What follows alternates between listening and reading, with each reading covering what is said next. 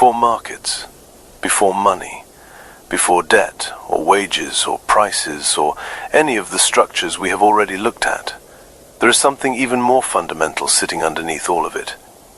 Something so basic that it feels like nature itself, like the ground beneath your feet, like something that was always there and could not be otherwise.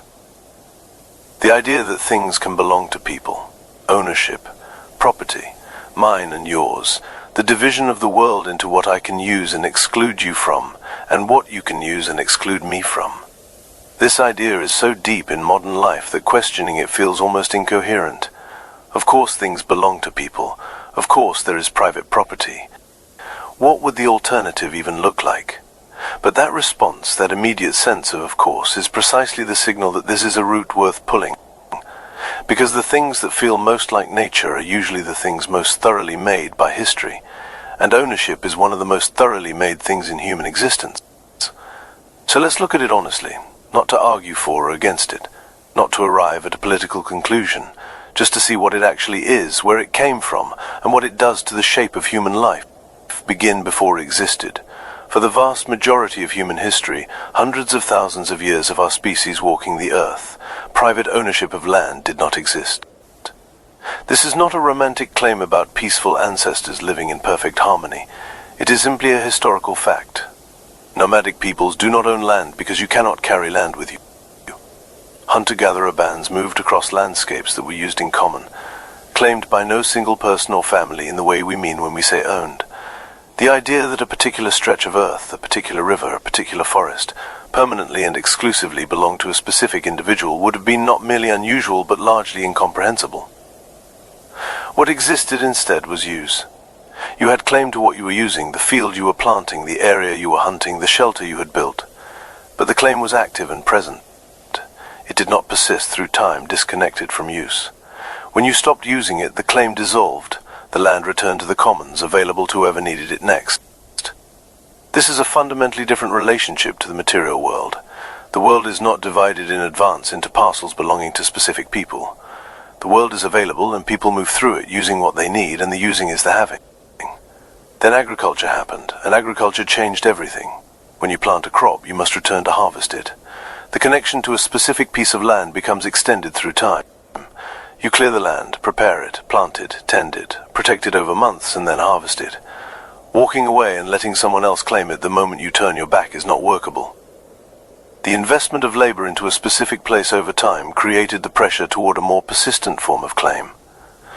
This is the seed of private property, not greed, not a conspiracy, just the logic of agriculture pressing on social arrangements and producing new ones.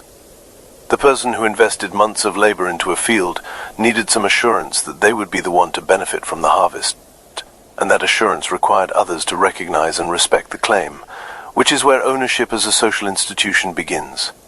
But notice what is already happening here. Ownership begins as a way of protecting the connection between labor and its fruits. You work this land, therefore you should benefit from it. That is the original justification. And for a small farming family working land they clear with their own hands, the justification holds. The labor is theirs. The land is what their labor has transformed. The claim follows naturally. Now ask what happens when that original connection is broken, when the person who owns the land is not the person who works it, when ownership accumulates across generations, passing from parent to child, expanding through conquest, purchase, and legal arrangement, until the land is owned by people who have never touched its soil, whose only relationship to it is the title they hold and the rent they collect from those who actually work it. At that point, the original justification, labor produces the claim, has disappeared. What remains is simply power, the power to exclude, the power to say this is mine, and you may not use it without paying me. The landowner contributes no labor to the production happening on their land. They contribute only permission, and for that permission they receive a share of what is produced. This is rent, and rent in its economic meaning is not just what you pay for an apartment. It is any payment made not in exchange for productive activity, but in exchange for access to something that someone else controls. Rent is ownership extracting from use. The economist would call this a return on capital. The honest observer notices that it is also, in a structural sense, the owner taxing the worker simply for the act of existing in a world where the surfaces of that world have been divided and claimed. Now extend this beyond land. Because ownership does not stop at land. The same logic that applies to land applies to everything that people need to survive and produce. When the machines of a factory are owned by one person and operated by another, the owner collects a return not for operating them, but for owning them. When the software platform through which millions of people work is owned by a corporation, the corporation collects rent from every transaction not because it is doing the work of those transactions, but because it owns the infrastructure through which they must pass. When patents allow pharmaceutical companies to own the exclusive right to produce a molecule, they extract rent from the sick not because they are healing anyone, but because they own the legal claim to the formula. The form changes. The structure is the same. Ownership of the things people need creates the ability to extract from people without contributing to them. And that extraction, multiplied across an economy, is one of the primary mechanisms through which wealth accumulates at the top, while remaining scarce at the bottom. This is not a moral argument, it is a structural observation. The system is working as it works, the question is just whether you can see it clearly. Now look at something that is almost always left out of economic discussions of ownership. The question of original acquisition. How did any of this start? Where did the first legitimate claim to land or resources come from? John Locke, whose ideas about property formed the philosophical foundation of most Western legal systems, argued that you acquire legitimate ownership of something by mixing your labor with it. You clear the forest, you own the land. It seems reasonable. It has a certain intuitive logic.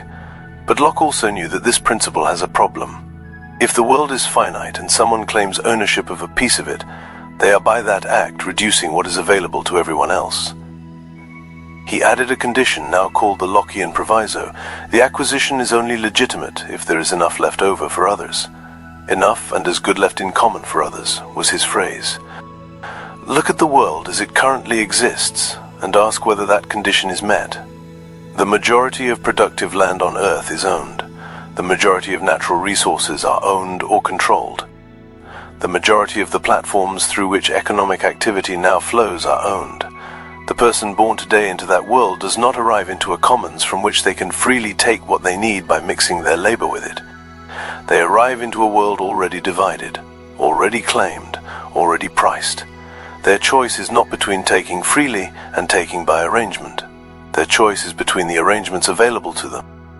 Which arrangements those are depends enormously on where they were born, to whom, with what initial resources. Ownership has accumulated across generations, and the distribution of that accumulation is the distribution of opportunity, of security, of freedom in the practical sense. The philosopher Cohen put it this way: the worker is as much coerced by capital as a person threatened at gunpoint, because in both cases the realistic options available to them are unacceptably few. This is a strong claim, and you can argue with its framing. But the underlying observation is difficult to dismiss.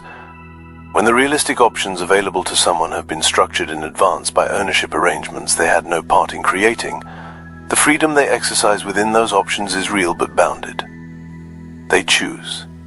But they choose within a box they did not build. Now none of this means ownership is simply wrong and should be abolished.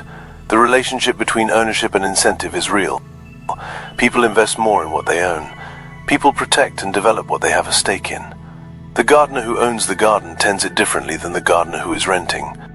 The entrepreneur who owns equity in the company they are building is motivated differently than the employee. Ownership aligns interest and effort in ways that are genuinely productive. The point is not that ownership is evil. The point is that ownership is a human arrangement, not a law of nature. It was made in particular ways that served particular interests at particular moments in history. It has been modified throughout history when the arrangements became too unjust to sustain. Land reform, antitrust law, intellectual property limitations. The history of economic policy is in large part the history of societies renegotiating the terms of ownership when the existing terms produced intolerable outcomes. That renegotiation is always contested, because those who own the means to defend what they own. They own the political influence. They own the legal representation. They own the media through which the terms of debate are set. This does not mean change is impossible. It means change is always fought for, never simply granted. So what is ownership? At its origin, a natural extension of labor. The recognition that what you make and transform with your effort should be available to you. At its development, a social institution, a set of rules, enforced by law and ultimately by power, that determines who can use what and on what terms. At its accumulated scale, a structuring force that shapes the range of options available to those born into it, concentrates resources toward those who already have them, and extracts value from use without contributing to it.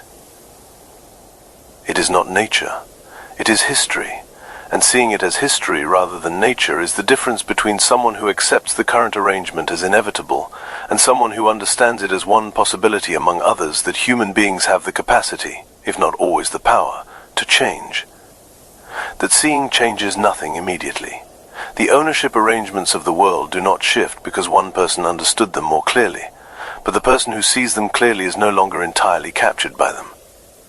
They are not defending a structure they mistake for reality. They are looking at a structure, seeing what it does, and deciding from that seeing what their relationship to it will be.